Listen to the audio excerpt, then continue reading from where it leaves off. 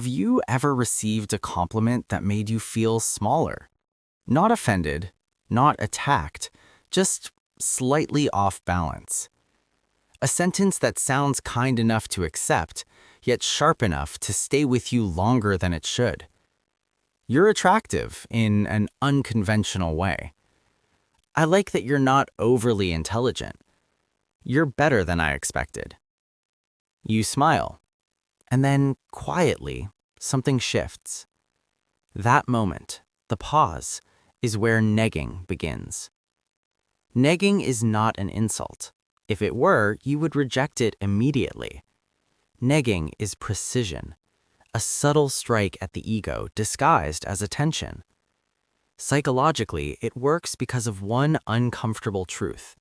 Humans are wired to seek validation, and the less stable that validation is inside us, the more power external judgment holds.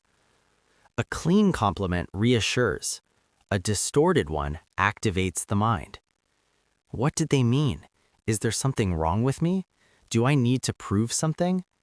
And in that instant, power changes hands.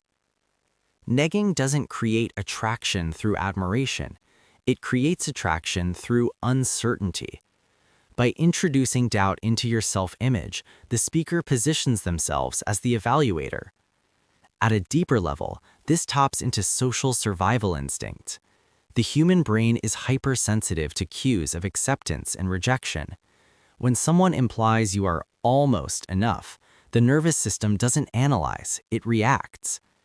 Anxiety follows, and anxiety seeks resolution. Resolution often looks like effort, approval seeking, staying engaged, trying harder. This is not accidental. Negging is most often used by people who feel unsafe in their own value. Instead of elevating themselves, they lower the psychological ground beneath others. Not aggressively, quietly, soft enough to deny intent. Their ego needs one thing, a sense of superiority, not through competence, but through positioning. What's rarely acknowledged is this: negging only works on those who already carry doubt. If your self-concept is stable, the comment slides off. If it's fragile, it sticks. This leads to the most uncomfortable truth of all. Negging doesn't create insecurity, it activates what's already there. It's easier to believe we were manipulated because that preserves the image of strength. But sensitivity to negging often reveals an unmet need for validation. Not everyone who uses negging does so consciously. For some, it's reflexive, a defensive behavior learned over time. If they destabilize you, they don't have to face their own instability. And the target is rarely weak. More often, it's someone searching for grounding, for a mirror to confirm their worth. Negging survives because it lives in ambiguity, too subtle to accuse, too sharp to ignore. It leaves you suspended between politeness and discomfort, wondering whether you imagined the sting. And that question, am I overreacting, is the real hook, because the moment you doubt your perception, you've already stepped into their frame. Not because they are powerful, but because the mind, when uncertain, hands power to whoever appears more certain. Negging is not about words, it's about hierarchy. And once hierarchy is established psychologically, the damage doesn't come from what they say next. It comes from what you start saying to yourself. What makes negging truly dangerous is not the comment itself. It's what happens after the comment. The mind doesn't argue with it, it circles it. You replay the sentence, you test different interpretations, you soften it, you justify it. They probably didn't mean it that way. I'm just being sensitive. They were actually being honest. This is how the mechanism completes itself. Negging plants a seed. You water it. At this stage, control no longer belongs to the person who spoke. It belongs to the dialogue you've started inside your own head. This is the darker layer most people avoid confronting. Negging works best on people who value self-awareness, people who reflect, people who question themselves. The same trait that allows growth also opens the door to manipulation. The ego doesn't collapse immediately, it fractures quietly. You don't think, they disrespected me. You think, what if they're right? And now the hierarchy is internalized. This is where negging becomes self-sustaining. The other person doesn't need to repeat it. You continue the work for them. You adjust how you speak, how you present yourself, what you tolerate, not because you were commanded to, but because you want to regain balance. That's the illusion, that effort will restore equilibrium.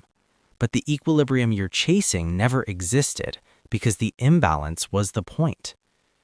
At a philosophical level, negging exposes something uncomfortable about human connection. Much of attraction is not built on admiration, it's built on asymmetry. The one who appears less invested often gains leverage. The one who seeks clarity often loses ground. Negging exploits this asymmetry deliberately. It keeps you leaning forward, waiting, trying to earn a steadiness that keeps slipping away. And here's the truth most narratives avoid. People who use negging are not confident. They are strategic in their insecurity.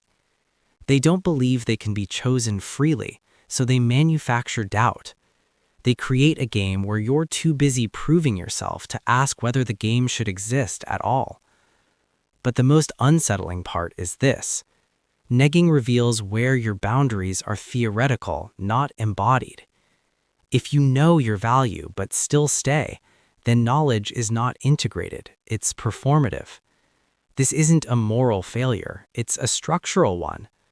When your sense of worth is conceptual rather than lived, the nervous system remains negotiable, and anything negotiable can be leveraged. The awakening doesn't come from spotting negging in others. That's easy. It comes from noticing how quickly you abandon yourself to preserve connection, not out of weakness, out of fear of disconnection. From a distance, negging looks manipulative. Up close, it looks like a mirror. It reflects back the places where approval still feels like safety, where being chosen still feels like survival. This is why confronting negging is rarely dramatic, it's quiet. It's the moment you stop explaining away discomfort, the moment you don't correct, defend, or improve yourself in response. The moment you let the comment fall, unanswered. Not to punish, not to dominate, but to see what remains when you don't chase balance. What remains is clarity.